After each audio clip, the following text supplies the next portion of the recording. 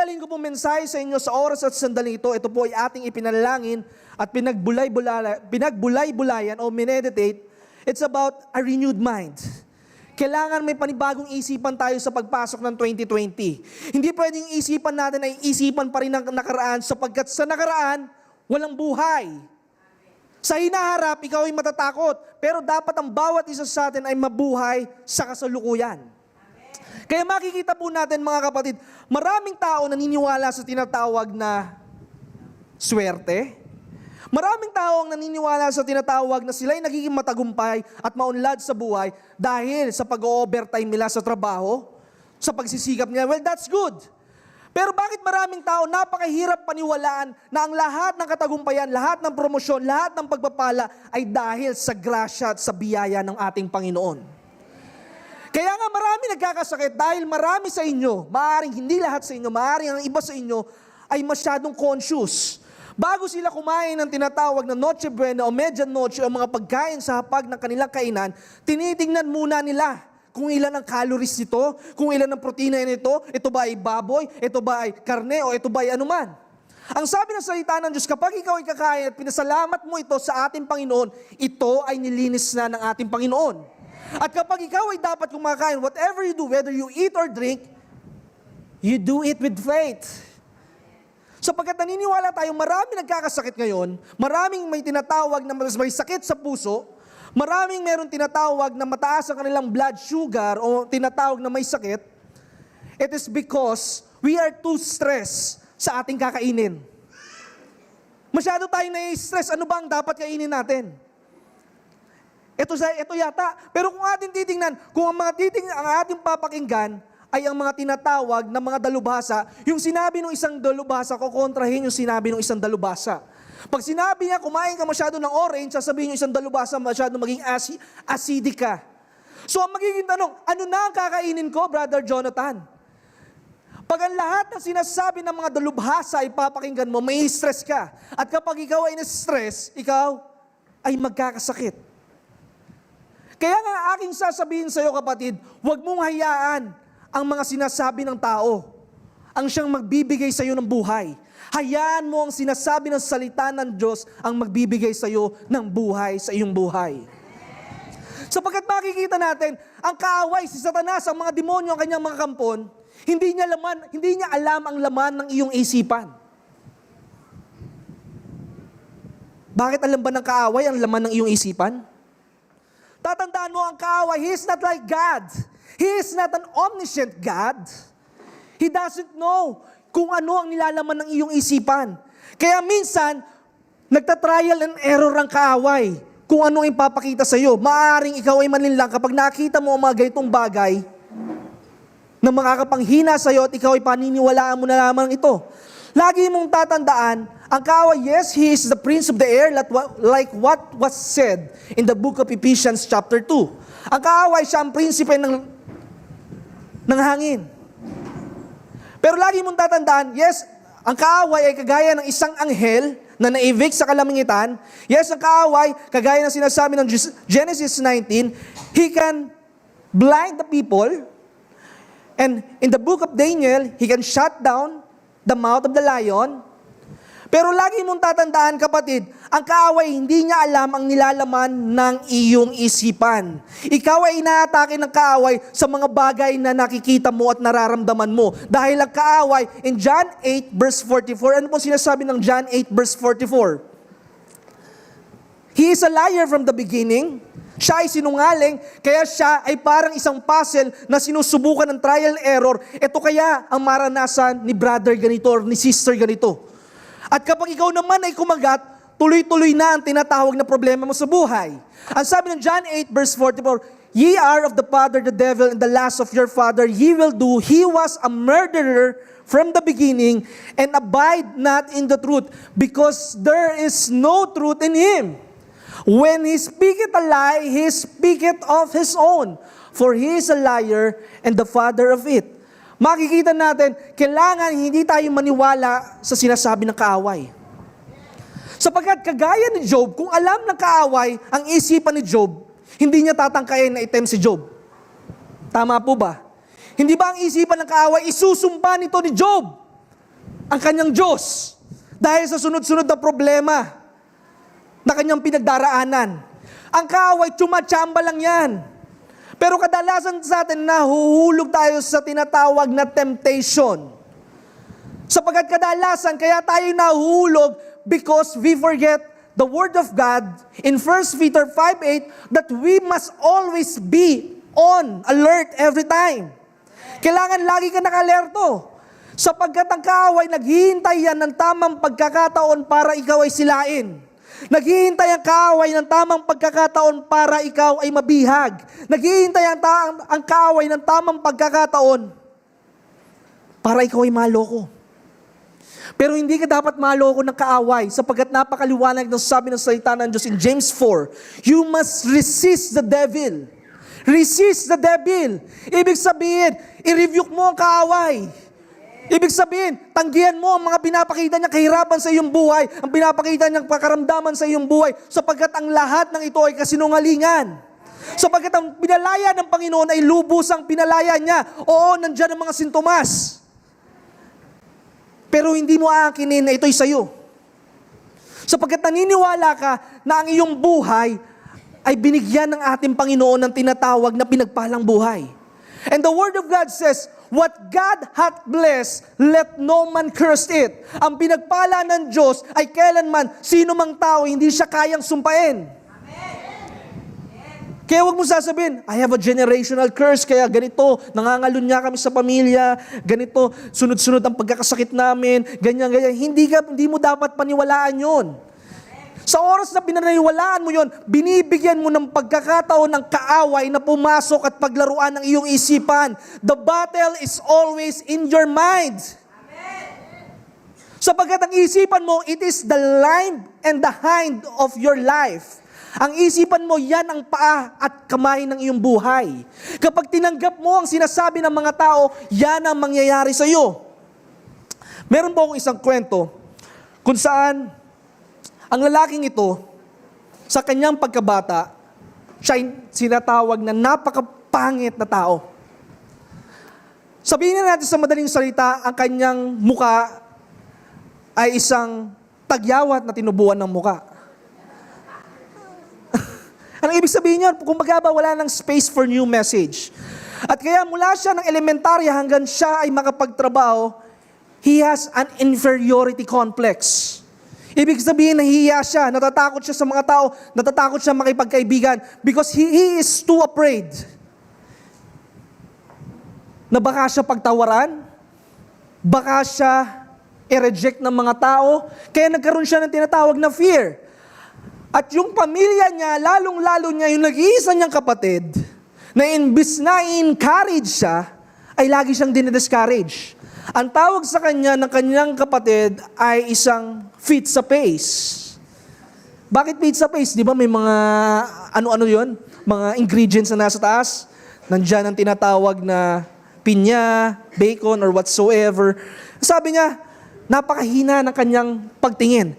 Every time na humaharap siya sa salamin, siya ay napapaiyak. Dahil nakikita niya sa salamin ang sinasabi ng kanyang kapatid. Kaya araw-araw ang panalangin niya, Panginoon, wag po sana akong tubuan ng panibagong tagyawat. Pero ang nangyayari sa kanya, may panibagong tagyawat na tumutubo sa kanya. Hanggang siya ay nag-apply ng trabaho, siya'y nabigo. Sapagkat wala siya naging confidence sa kanyang sarili. Hanggang isang araw, nakatagpo niya ang isang lalaki na mag-i-encourage sa kanyang buhay.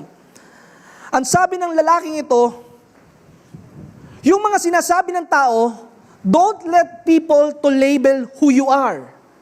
At huwag mo rin isa sa buhay yung mga negatibong sinasabi ng mga tao at sasabihin mo, ako nga ito. Sapagkat yung sinasabi mo, yun ang mangyayari sa iyong buhay. What you are saying will become your life. Kung ano ang sinasabi mo, yun ang mangyayari sa iyong buhay. Kaya kapag sinasabi mo malas ang buhay, magiging malas talaga ang iyong buhay. Remember that death and life is in the power of your mouth. Kaya be careful kung ano ang sasabihin mo. Ang lagi mong sasabihin, ako ay malakas, ako ay pogi, ako ay maganda, ako ay bilyonaryo, ako ay pinagpala, ako ay gagamitin ng Panginoon para magpakain ng 1,000,000 tao. Ako ay gagamitin ng Panginoon para magpadala ng mga estudyanteng merong talento pero walang kakayanan na makapag-aral. Ako ay gagamitin para mabuo ang aking pamilya. Just say what you will become. Hindi pwede dahil ikaw ay mahirap. Mahirap lang kasi ako eh. Ang sabi ng salita ng Diyos, let the poor say, ang sabi ng Panginoon, ang may mga sakit, ang mga may mahina, let the weak say that I am. Pero kadalasan, mahina ka na nga, binababa mo pa ang iyong sarili. Kaya makikita natin mga kapatid, itong lalaking ito, natutunan niya ang isang bahagi sa kanyang buhay, na instead of accepting the negativities in his life, pwede bang sabihin na lang natin that my life is a phenomenal life, my life is an extraordinary life, my life is special, kaya ang lahat ng sinasabi ng tao sa akin, it will not make me weak, but instead, it will propel me. Mas lalong magbibigay ito ng lakas sa akin to excel. Pag tinanggap mo ang lahat ng sinasabing negatibo ng tao, yun ang mangyayari sa iyong buhay because they are prophesying negativities in your life. Kaya kailangan ng iyong isipan, kailangan iniisip mo kung ano ang tatanggapin sapagkat ang lahat ng labanan ay nag-uumpisa sa iyong isipan. Kaya ang lalaking ito, natutunan niya sa kanyang sarili na hindi tanggapin ang sinasabi ng kanyang kapatid, ng kanyang magulang na inaasahan niya sanang ito ang unang magpapalakas ng loob sa kanya. Pero naisipan niya na simula sa oras at sandaling ito, ang sasabihin niya ay mga positibong salita upang magkaroon siya ng tinatawag na confidence na humarap sa lahat ng tao. Kaya nga kapatid, lagi mong tatandaan, you have a special gift. Meron kang espesyal na regalo sa ating Panginoon. You have the potential. Ang kailangan mo lamang ay gamitin ito. We are created uniquely. Nilikha ka ng Panginoon na kakaiba. Kaya kung ano yung sinasabi ng ibang tao, huwag mong tatanggapin kapag ito'y negatibo sapagkat it will separate you from them. Ang tatanggapin mo lamang ay ang sinasabi ng salita ng Diyos because the Word of God is always encouraging you. The Word of God is always giving you a brighter future. Kaya makikita natin mga kapatid, basahin po natin ang salita ng Diyos sa Psalms 84 verse 11. Ano po sinasabi ng salita ng Diyos sa Psalms 84 verse 11? For the Lord God is a sun and a shield. The Lord will give grace and glory, and no good thing will He withhold from them that walk uprightly. Napakaganda po ng sinasabi ng salita ng Diyos. Ano man ang mangyari sa iyong buhay, hindi ka matatapos na ikaw ay bigo. Ano man ang pinagdaraanan mo sa iyong buhay, hindi ka magiging talunan. Ano man ang pinagdaraanan mo sa ating buhay, ikaw ay poprotektahan ng ating Panginoon. Sapagkat kung atin pong titingnan ang salita ng Diyos, it is a sun and shield. So it is a protection and the lights of the sun illuminate. Makikita sa iyo ang presensya ng ating Panginoon. At makikita mo dito, this has a two comparison. The first stanza, it's about the seed. It is about the former rain. And the second word is about the latter rain. It's about the fruit. Kaya nga, kung ikaw ay matatagpuan at masusumpungan ng ating Panginoon na tapat sa Kanya, ikaw ay pagpapalain niya. Kaya kailangan lumakad ka na laging naaayon sa salita ng ating Panginoon. Sapagkat kapag lumakad ka na naaayon sa salita ng ating Panginoon, lagi kang pagtatagumpayin ng Panginoon. Lagi kang bibigyan ng kapayapaan ng ating Panginoon. Lagi niyang idedirekta ang iyong pathways. Because the Word of God says that the step of the righteous are ordered by the Lord.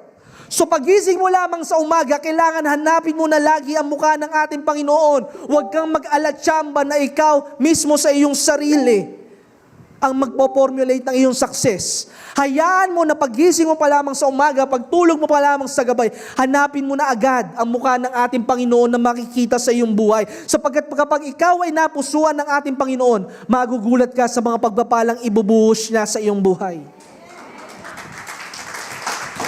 Kaya nga, ang sabi sa Philippians 2, verse 5, it's always about the mind. Let this mind be in you, which was also in Christ Jesus. Tigil po natin to. Ano po ang sinasabi? Let this mind. Ang isipan ni Kristo, kailangan magkaroon ka ng isipan.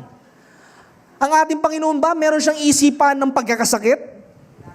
Ang ating Panginoon ba, meron siyang isipan ng ikaw ay magiging mahirap? Ang ating Panginoon ba, meron siyang isipan ng makasalanan? Ang ibig sabihin po ng verse na ito, there should be a self-emptying. Kailangan alisin mo ang lahat ng natutunan mo. Alisin mo ang lahat na nakasanayan mo sa buhay. Sapagkat yung mga nakasanayan mo sa buhay ay base sa sekta ng mundong ito. Base sa tinatakbo ng mundong ito. Ikaw ay nagtatrabaho para kumita. Ikaw ay nagtatrabaho para meron kang tinatawag na madudukot kapag ikaw ay nag-retire na. Yun ang isipan ng mundong ito. Ang isipan ng mundong ito ay kumuha at magpayaman. Pero ang isipan ng ating Panginoon ay magbigay at magbigay at magbigay at magpala. At lagi mong titingnan, kapatid, huwag mong titingnan kung ano ang estado ng iyong buhay. Huwag mong sasabihin na ikaw ay kapitan ng barko. Huwag mong sasabihin na ikaw ay manager ng isang kumpanya. Huwag mong sasabihin na ikaw ay isang negosyante. Sapagkat ang sinabi ng verse 6, who, being in the form of God, thought it not robbery to be equal with God. Mismo ang ating Panginoon, hindi niya inisip na siya ay isang katumbas ng Diyos. Ibig sabihin, there must be a humility in us. Kailangan maging humble tayo, hindi tayo hambog. Maraming tao, umangat lang ng konti ang buhay, ang lakas ng mga mata ng kapwa. Lagi mong tatandaan, huwag mong isipin na ang iyong sarili ay nasa matibay na banto sapagkat minsan sa iyong araw, ikaw ay malalaglag din. Sapagkat ang sabi ng salita ng Diyos, blessed are the meek. It doesn't say that blessed are the proud. The Word of God says, blessed are the meek, for they shall inherit the earth. Kung gusto mo maging maunlad at pinagpala sa buhay, maging mababa. Sapagkat ang ating Panginoon, kahit siya ay nagkatawang tao, He is also a God of eternity. Hindi pwedeng dahil ang Diyos ay nagkatawang tao, He is absent in the heaven. When you say that He is the God of eternity, in John 1:1, and in the beginning was the Word, and the Word was with God, and the Word became flesh. Ibig sabihin, sa panimula pa lamang ng daigdig, ang salita ay kasama na niya. At ito ay nagkatawang tao. Kaya ang ibig kong sabihin sa oras at sandaling ito, huwag mong titingnan kung ano ang iyong posisyon sa buhay. Ang tingnan mo ay ang posisyon mo sa ating Panginoon.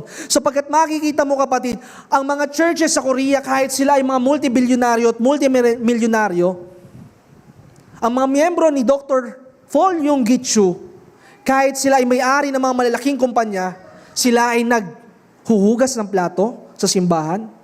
Sila ay nagpaparada ng mga sakyan ng kanilang mga miyembro. So anong pinapakita nito? Regardless of your status in life, pare-parehas lamang tayo sa ating Panginoon. Kaya kailangan ikaw ay matutong maglingkod sa ating Panginoon. Huwag kang parang bossing.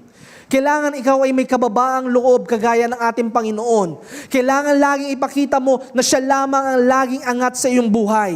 Kailangan siya lamang ang laging parangalan mo sa iyong buhay. Kailangan siya lamang ang maging sikat sa iyong buhay. Hindi dahil sa iyong katagumpayan na nakamit, hindi dahil sa estado ng iyong buhay, kundi kung sino si Kristo sa iyong buhay.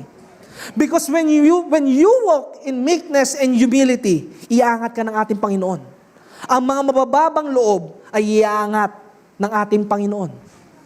In Ephesians 4, verse 22, ano pong sinasabi sa Ephesians 4, verse 22? That ye put off concerning the former conversation, the old man which is corrupt according to the deceitful lust, in verse 23, and be renewed in the spirit of your minds. Magkaroon ka ng bagong isipan. Hindi dahil na ikaw ay tinanggap mo na si Jesus bilang Diyos at tagapagligtas ng iyong buhay at ikaw ay pinanganak na muli, Hindi sapat yun. Kailangan magpatuloy ka na meron kang bagong isipan. Kapag meron kang bagong isipan, if you really want healing in your life, then you must forgive. If you really want blessings to overflow in your life, then you must give. Ang nais kong sabihin sa iyo, oras at sandaling ito, you must surrender everything to God. Hindi pwedeng magkaroon ka ng tinatawag na partiality na maititira ka sa iyong sarili. Kailangan ibigay mo ang lahat sa ating Panginoon dahil kapag ibinigay mo ang lahat sa ating Panginoon, ibibigay niya ang lahat na nasa Kanya papunta sa iyo. Kaya makikita natin, kailangan meron tayong renewing of minds. Sapagkat sa pamamagitan ng isipan natin ay malikot. Ang isipan natin ay laging nangangamba. Kaya ang isipan natin napupuno ng pagkatakot kapag nakikita natin ang mga trahedya sa paligid. Kaya kung ano nakikita ng ating mata, yun ang ine-entertain ng ating isipan. Kaya nga in Philippians 4 verse 6, do not worry about anything. Ano po sabi? Philippians 4 verse 6. Be careful for nothing, but in everything by prayer and supplication, with thanksgiving, let your requests be made known unto God. Ang sinasabi po ng verse nito, do not tolerate what? Worry and doubts. Ibig sabihin ba, Brother Jonathan, kapag ako ay nagplano, it is a worry? No. Kapag ikaw ay nagpaplano, hindi mo pinapakita na ikaw ay nagwo-worry. You are preparing. Preparing for what? Preparing for tomorrow. Paano yung sinasabi ng salita ng Diyos in Matthew 6? Do not worry for the morrow. Kung ang mga ibon nga sa langit, hindi nangangamba ng kanila kakainin. Ang sinasabi ng Panginoon, magplano ka na magplano. Kaya nga ikaw ay nagtatrabaho Kasi nagpaplano ka para sa iyong anak. Kaya nga ikaw ay nagpaplano nagpaplano ka para ikaw ay makatulong sa simbahan. Kaya nga ikaw ay nagnenegosyo para ikaw ay magkaroon ng bahay at hindi ka na mangupahan. Kaya nga ikaw ay nagtatrabaho, nagnenegosyo para magkaroon ka ng sasakyan para hindi ka na nakapila ng 1 kilometro sa sasakyan ng UB Express o ng jeep. Walang problema sa pagpaplano. Ang problema po, kapatid, ay kapag ikaw ay nag-fret, ikaw ay nangamba, ikaw ay nabalisa dahil ang tagal ng iyong pinaplano. Yun ang nagiging problema. Walang problema sa pagpaplano. Ipinapakita mo ito that you are organized. Kung ang ating Panginoon nga, siya ay nagplano kung paano niya likayin ang daigdig, it is a step-by-step process. So, nagiging problema kapag ikaw ay nangangamba. Kapag nade-delay ang iyong plinano, yun ang nagiging kasalanan at problema na minsan ay inilalagay mo sa isipan mo at kapag nilagay mo sa isipan mo, naaapektuhan ang buong kalakasan at totality ng iyong katawan. Kaya always guard your mind. Huwag mong hayaan na laging pinaglalaruan ka ng kaaway. Huwag mo laging hayaan na inaatake ng kaaway ang isipan mo. Lagi mong tatandaan, hindi kayang basahin ng kaaway ang isipan mo, pero nakikita ng kaaway ang reaksyon mo sa bawat problema mo sa buhay. Sapagkat ang problema, kaya ikaw ay nabibigatan, kagaya lang yan ng isang weights. Kapag hindi ka sanay sa isang problema, mabigat buhatin ng isang weights. Pero kapag ikaw ay nasanay na sa malalaking problema, hindi mo na iniinda kung gaano kabigat ito. Kaya ikaw ay napapagod ka sa buhay, kaya ikaw ay nalulungkot dahil hindi ka sanay na dumaan sa problema, kapatid. Kapag ikaw ay sanay sa problema, tinitiyak ko sa iyo, hindi ka mangangamba, hindi ka matatakot because you will say, "Oh problem, where is your sting? Oh problem, where is your power? Oh problem, the enemy is just under my feet." Bakit ko nasasabi mga bagay na kagaya nito? Last year, ang aking asawa, Christmas po yata nung nandito ako, di ba nagka-Bell's palsy po siya. At hindi kami tumakbo sa ospital. That was last year. It's a problem. But this year, ang aking namang manugang, siya is na-stroke. Ang sabi ng doktor, siya ay patay na. Pero ang sabi namin mag-asawa, "Oh Lord, hingaan mo ng panibagong hinga ang patay na ito." And di pa yun, recently lang, this week, hindi naalalaman ng mga ibang tao, for the past 2 weeks, hindi nakakita si Bishop Greg. Ang tindi po ng problema, dati, si Karen lang ang nagka-Bell's palsy. Ngayon, 2 problema na. First, na-stroke ang nanay ni Karen. Second, hindi makakita si Bishop Greg. And third, Si Mami Alita, halos laging nasa hukay niya ang kanyang katawan for the past 6 days. Sanay kami sa problema dahil alam namin at subok namin na ang Diyos na tumawag sa amin ay kailanman ay hindi kami pababayaan. At nakikita namin, kada merong problemang dumarating, hindi namin ito tinatakbuhan. We will never back down because problem will hone us. Problem will develop us. Problem will make our faith stronger to God's. At sa bawat problema na ating pinagtatagumpayan, meron naghihintay na malaking gantimpala. Kaya huwag mong takbuhan o iwasan ang problema. Harapin mo ang problema. Sapagkat ang alam ko lang ng mga taong walang problema ay yung mga tao na nasa mental hospital o yung mga tao na nasa libingan na. Mabuhay ka, kapatid. You have the gifts. You have the potential. Problems will unlock your gifts. Kaya makikita natin, mga kapatid, kailangan maisipan tayo na kagaya ng ating Panginoon. Ang isipan ng ating Panginoon, it is always about us prospering. It is always about us in the victor side. Lagi tayong magtatagumpay sapagkat napakaliwanag ng sabi ng salita ng Diyos, if God is for you, then who can be against you? He that is in you is greater than he that is in the world. You are not alone in your fight. Hindi ka nag-iisa sa pakipagbakbakan mo. You have your brothers and sisters na nananalangin sa iyo. At kung hindi mo sila makapanalangin sa iyo, we have the Holy Spirit that is interceding for you. Kaya makikita natin, mga kapatid, isipan lamang ang laging labanan. Walang ibang pagkakataon na ang kaaway ay makapenetrate sa iyong buhay kung hindi mo bubuksan ang pintuan ng iyong isipan. Sapagkat kapag naramdaman ng iyong isipan na ikaw ay talunan, sigurado lahat ng gagawin mo ay mabibigo. Kapag naramdaman ng iyong isipan na ikaw ay may sakit dahil naramdaman mo sa kaliwang bahagi ng iyong katawan na may kumikirot, mangyayari sa iyo ang iyong nararamdaman. Ito po, this is a true story.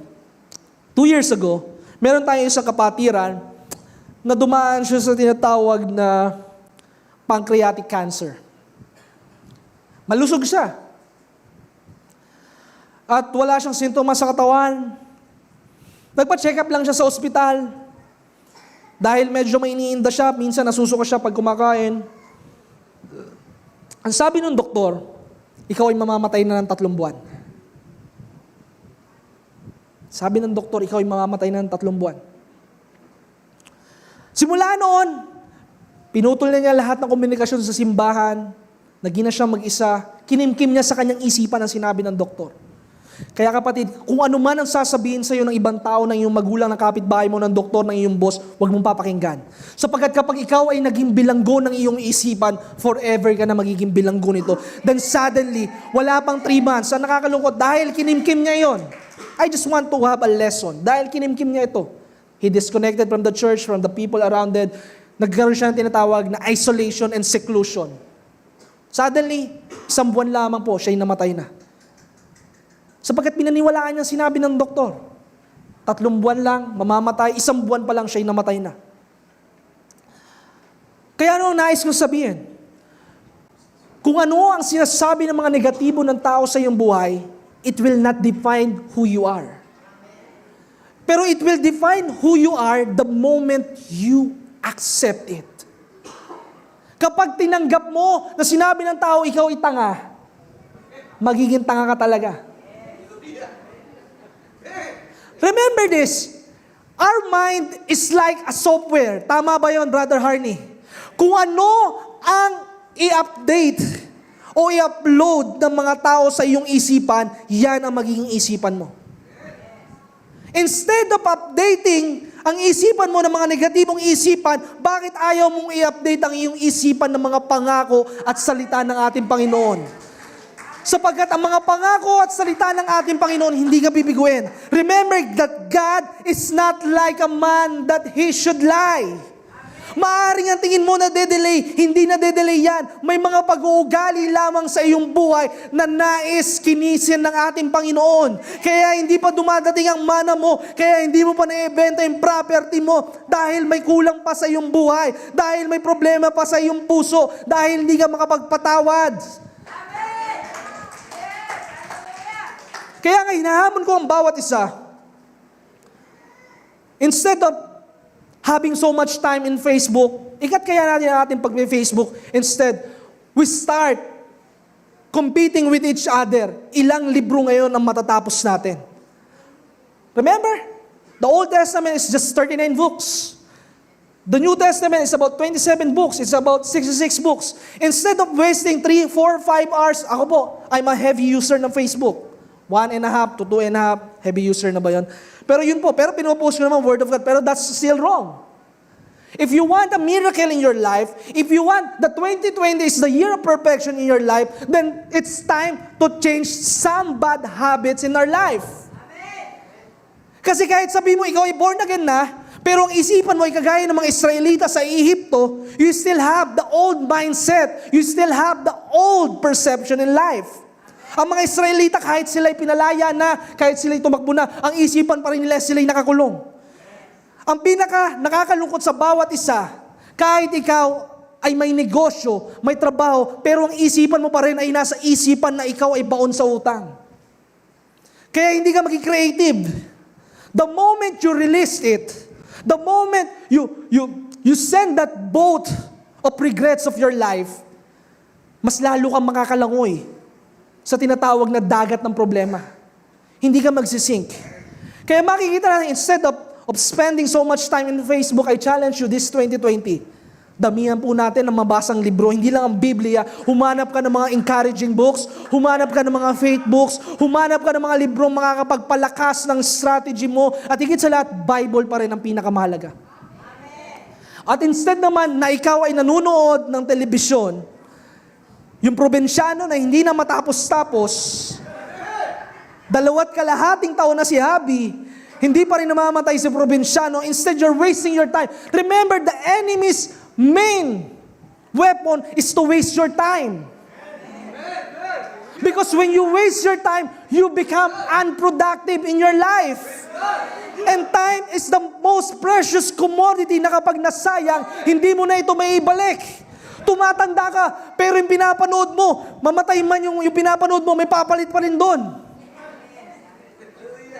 Kaya nga sabi ni Solomon, there is nothing new under the sun.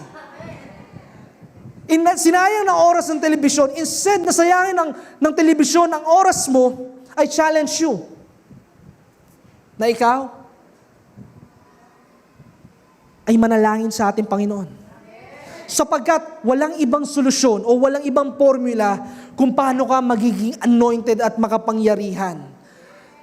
Paano naging makapangyarihan na gamit ng Panginoon sila Smith Wigglesworth, sila Reinhard Bonnke? Because they spend most of their time in praying.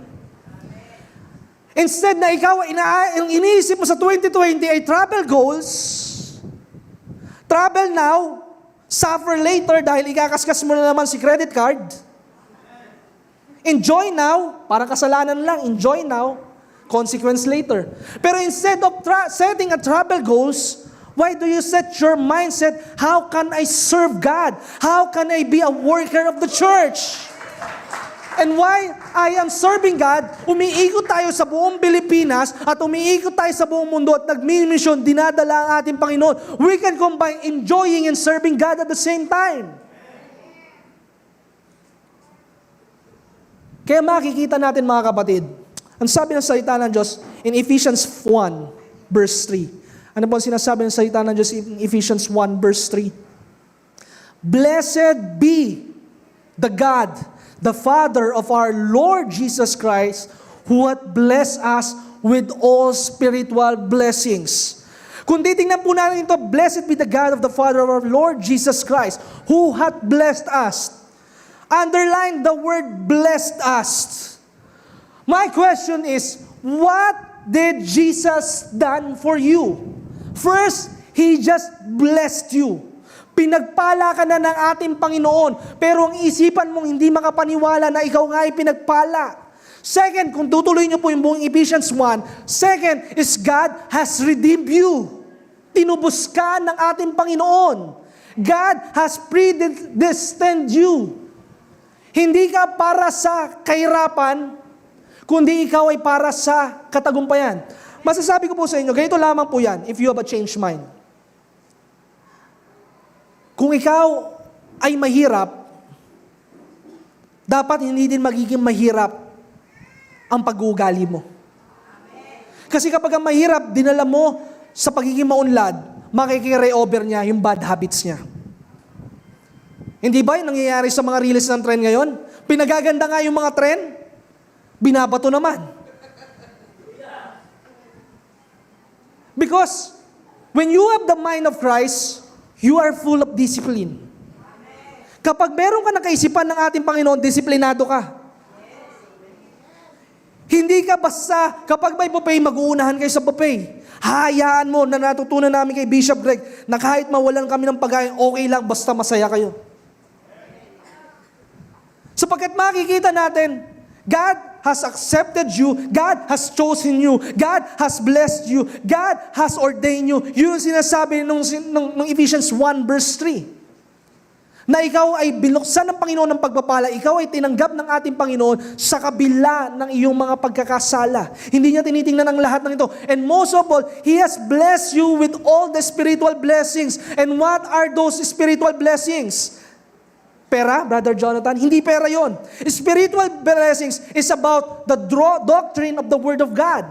What is the doctrine of the Word of God? It's about the promises and the blessing of God. That in blessing, I will bless you. In multiplying, I will multiply you. Remember that the God that we serve, He is a promise keeper. He is a miracle worker. Kaya kung atin titingnan mga kapatid, ikaw ay pinagpala ng Panginoon para pagpalain ng ibang tao. Ikaw ay naligtas hindi para maghintay ng tinatawag na rapture.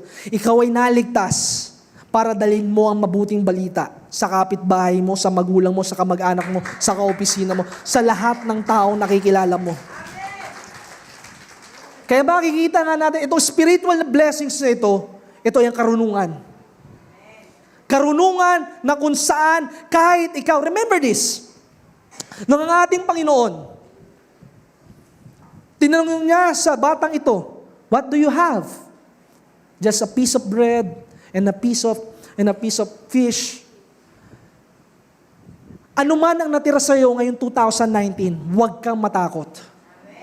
Kung ano natira lamang sa iyo ay 10,000 sa bank account mo, huwag kang matakot para sa 2020. Huwag kang matakot kung ano man ang natira sa iyong buhay. Sabihin mo, namatay ang iyong magulang, namatay ang iyong anak, whatever na natira sa iyo. Kung ano ang natira sa iyo, kaya itong palaguin ng ating Panginoon kapag nagtiwala ka sa Kanyang kamay.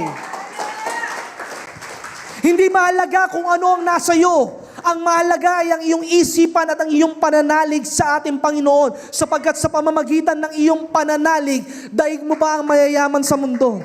Daig mo ba ang mga matatalino na tapos sa magagandang eskwelahan? Sapagkat ang ating Panginoon, tinitingnan niya ang mga taong may mababang loob at walang pag-asa sa buhay kundi siya lamang. Sapagkat ang tinatawag ng Panginoon, yes, may tinatawag siya ng maunlad, pero majority ng kanyang tinatawag ay ang mga balo, ang mga masasama. Kaya nga, sabi ng salita ng Diyos, balikan po natin yung 1 Timothy 1, verse 16. 15 po yung kanina. Sinasabi dito ni Pablo, 1 Timothy 1:16, na ako, 1:16, na ako ang pinaka, howbeit for this cause I obtain mercy, that in me first Jesus Christ might show forth all long suffering for a pattern to them which should thereafter believe on Him everlasting. Makikita po natin mga kapatid, na si Pablo, inaangkin niya sarili na siya ang pinakamasamang tao sa mundo. Pero na-attain niya at na-achieve niya ang alin? Na-achieve niya ang tinatawag na grasya ng ating Panginoon. So ano ang gusto mong sabihin, Brother Jonathan? It doesn't matter kung ano naging kasalanan mo sa nakaraan. It doesn't matter kung gaano kabulok ang iyong pag-uugali. It doesn't matter kung ano man ang mga kasalanan na pinagdaanan mo sa ating buhay, sapagat sa oras na pinaniwalaan mo ang ating Panginoon, in Titus 3, verse 18. In Titus 3, verse 18. Lagi mong tatandaan na ang ating Panginoon, ibinigay niya ang kanyang bugtong na anak para iligtas. Hindi lang si Jermaine, hindi lang si Sister Rowena, kundi iligtas ang lahat ng makasalanan. Walang pinipili at sinisino ang ating Panginoon sa tinatawag na kaligtasan. At lagi mong tatandaan, kapag ikaw kasama niya, as you suffer with Christ, you shall also reign with Him. Kung ikaw ay dumadaan ng tribulations, problems, and persecutions, okay lang yan. Sa pagdaan mo yan, pinagdaanan din yan ng ating Panginoon. Dahil pinagdaanan niya ito, pagdaraanan mo rin na ikaw ay magtatagumpay sa buhay. Kaya kung gusto mo magpatuloy sa tinatawag na kabanalan in Titus 3:18. 3:8, sorry. This is a faithful saying, and these things I will that thou affirm constantly, that they which have believed in God might be careful to maintain good works. These things are good and profitable unto men. Kung ikaw ay naniniwala sa ating Panginoon, magpapatuloy ka lumakad sa katotohanan at sa kabanalan. Hindi dahil ikaw ay ligtas na you will be slack. Mas lalong mag-excel ka pa sa buhay. Dahil alam mo ngayon, maraming tao ang nakatingin sa buhay mo. Dahil maraming tao ang naghihintay na ikaw ay mapahiya. Because the Word of God says, you are a letter written by God. Ikaw ay isang sulat na isinulat ng ating Panginoon. And many people around you, surrounding you, is reading your life. Paano ba ito kapag nasa pila? Uunahan mo ba yung nasa harapan mo? Paano ba ito na sinuklian? Nung sobra ang sukli, ibabalik mo kaya ang sukli na sobra sa cashier? That's why you are called a letter written by God. Kaya kailangan meron ka ng mindset na kagaya ng ating Panginoon. Ang mindset ng ating Panginoon, okay lang sa Kanya na magbigay. Pero sa mundo, ang gusto ng mundo, laging makapaglamang sa Kanyang kapwa. Ang sabi nga ng 1 Timothy 6, verse 19, na kapag ikaw ay nagmamadaling yumaman, mas lalong napapahamak ka. Kapag ikaw ay laying up in store for themselves a good foundation against the time to come, that they lay hold on eternal life. Makikita po na, 6:9, sorry, in 1 Timothy 6:9. But they that will be rich fall into temptation and snare, and many foolish and hurtful lusts, which drown men in destruction and perdition. There's a season for everything. Pero hindi ibig sabihin nun na maghihintay ka lamang. You need to act. The Bible says, the Word of God says, only the violent shall take it by force. And one part of the Bible says, God has given you the power to get what? To get wealth. Ang problema lamang po dito sa verse 9 nito ng 1 Timothy, kapag ikaw ay nagmamadaling yumaman para sa sarili mo, that's wrong. Sapagkat kapag sinunod-sunod mong basahin yan po ang pagbabasa ng Biblia, the Word of God says, the love of money is the root of all evil. Kaya maraming pamilya ang nag-aaway-away, maraming simbahan ang nasisira because they love money, they love mammon more than God. Pero kapag minahal mo muna ang Panginoon, hindi ka magkakaproblema sa pera. Kapag pinaglingkuran mo na una sa iyo ang Panginoon, remember the Word of God says, seek ye first the kingdom of God. It doesn't say, seek your work, seek your job, seek your business, seek those people na nakakatulong sa iyo. The Word of God is so clear that seek ye first the kingdom of God. Kapag ang una mong hinanap ay ang ating Panginoon, hindi ka maiinip sa paghihintay. Kapag una mong hinanap ay ang ating Panginoon, magugulat ka na lamang na ang kayamanan na ang pagpapala ay hinug na sa iyong harapan. Kaya makikita natin mga kapatid, lagi lamang tayong magtiwala sa Panginoon. Ang focus lamang ng ating isipan, hindi sa mga bagay sa paligid. In Colossians 3, and this is where we will close. In Colossians 3 verse 2, set your affection, set your mind on things above, not on things on the earth. Ang kayamanan, mawawala yan. Ang mga kaibigan mo, mawawala yan. And what are those things that are above? Your relationship with God. Sapagkat ang pera, ang bahay, nagdi-devaluate yan. Ang sasakyan nasisira. Ang tao nawawala. Kaya kapag ikaw ay pinagtiwalaan mo ay ang pagpapala ng tao, ikaw at yung taong pinagtitiwalaan mo, parehas kayong mawawasak. Kaya ang sinasabi ng verse na ito, magtiwala ka lamang, ilagay mo ang isipan mo sa langit. Sapagkat yung mga bagay na nakikita mo, all those things are just temporary. Ikaw man ay mabuhay na 100 taon, sabihin mo ikaw sinusustentuhan na magulang mo hanggang 100 taon, matatapos pa rin yun. Pero ilagay mo ang isipan mo sa ating Panginoon na kahit saan ka mang lugar na mapapunta, sino man tao ang makasalamuha mo, ang pabor at grasya ng Panginoon ay laging mapapas sa iyo. Ito nga po, sinare ko last time sa ating mga kabatiran na kasama po natin sa nag-impake. This is where we will close. Sa buhay po, hindi mahalaga ang edad. Dahil kahit ikaw ay matanda na, kaya kang pagpalain ng ating Panginoon.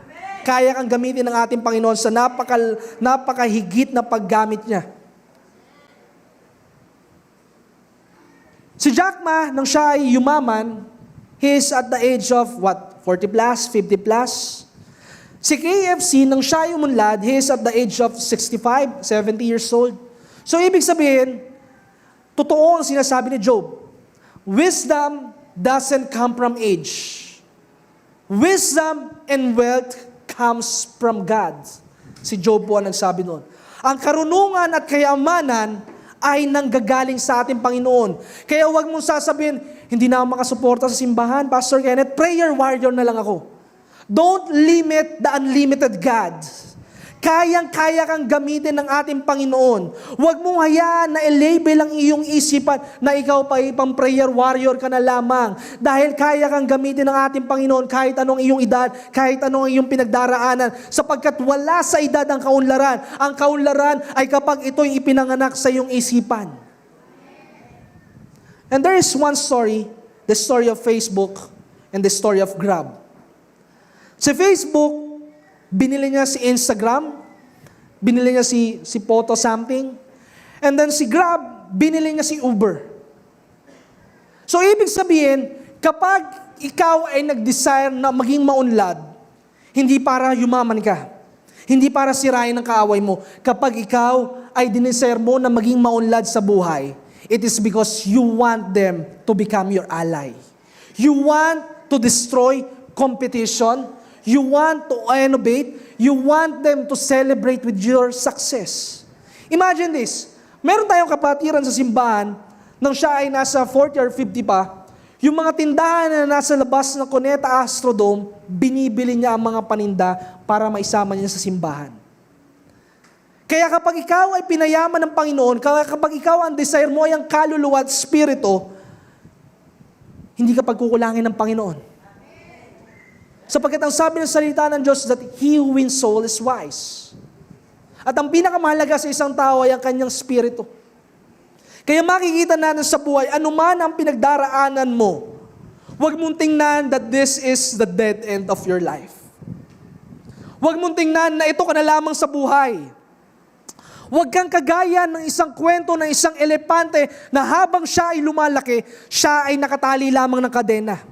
At kahit siya ay malaking-malaki na, hindi pa rin siya umaalis doon sa maliit na kadena. Huwag mong kulungin ang iyong sarili na ikaw ay isang maliit na tao lamang. Huwag mong kulungin ang iyong sarili na okay na ang maliit na pangarap. The Word of God says, if you obey and serve God, you shall spend your days in prosperity and you shall live your days in pleasure. Job 36 verse 11. And Job 36 verse 7, ang sabi po ng salita ng Diyos, the eyes of the Lord are on the righteous. Ang mata ng ating Panginoon ay nasa matutuwid niyang lingkod. Kaya kung ikaw ay matuwid, hindi ka magugulat na kapag ang kasama mo na sa hapagkainan mo ay si Ayala. Hindi ka magugulat na kapag ang iyong mga katransaksyon na ay sila Manny Pacquiao because you are righteous in the sight of God. Tayo po yung manalangin. Panginoong Yesus, dumadalangin po kami sa oras at sandaling ito na hindi pwede na pumasok kami ng 2020 nang isipan pa rin namin ay 2019. A fresh mindset, a new mind, O God, a new attitude, O God. Yun po kailangan po ng bawat isa, O God. Nagkaroon man kami ng karamdaman ng 2019, hindi ito magpapatuloy sa 2020, O God. Nagkaroon man kami, Panginoong Yesus, na kami nalugi o na-onse o na-scam sa aming mga negosyo, hindi kami magpapatuloy na kami ay lagi may pagkatakot na malulugi, Panginoon. Because the fear comes from enemy, O God. And you do not want us to tolerate fear. The only fear that you want us, O God, is the fear of the Lord. Kaya simula sa araw na ito, Panginoong Yesus, we have a brand new mindset, O God. Kung saan, Panginoong Yesus, lagi kami nakatingin, O God, sa magandang ginagawa mo. Sapagkat ang lahat ng pangit na nangyayari sa aming buhay, you said in your word that all things work together for good. So yung mga hindi ba inaakala namin maganda nangyayari sa aming buhay, it is for our benefit, O God. Because you are preparing us, O God. You are preparing us, O God, to dine in the presence of our enemies, O God. You have prepared a table before us in the presence of our enemies, O God. Kaya Panginoon, simula sa oras at sandaling ito, ang sisingutin nilang hangin, Panginoon, ay ang hangin ng kagalingan. Ang sisingutin nilang hangin, Panginoon, ay ang hangin na puno ng karunungan na magbibigay sa kanila ng tinatawag na katagumpayan at mga estratehiya sa buhay. Kaya salamat mo, Panginoong Yesus, ang bawat hangin, O God, na papasok sa kanilang katawan, ay magbibigay ng kalakasan. Dahil ito ay hangin na nagmumula sa iyo. Kaya salamat po, O God, sa iyo po ang kaluwalhatian, papurit, pagsamba sa dakilang pangalan ni Kristo Jesus at ang lahat ng buhay ay magsabi ng Amen. Pagpalain mo ang bawat isa at maraming salamat po.